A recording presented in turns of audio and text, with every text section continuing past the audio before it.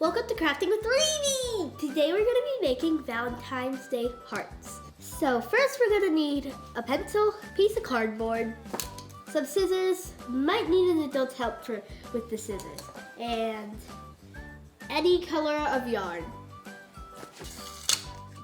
And some tape.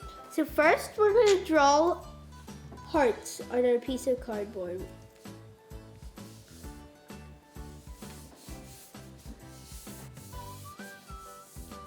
Done drawing my hearts. Now it's time to cut the hearts out.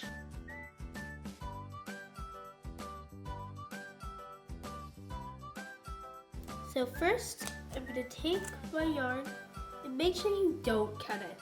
Then you make a loop, put it down with your heart, and you tape it.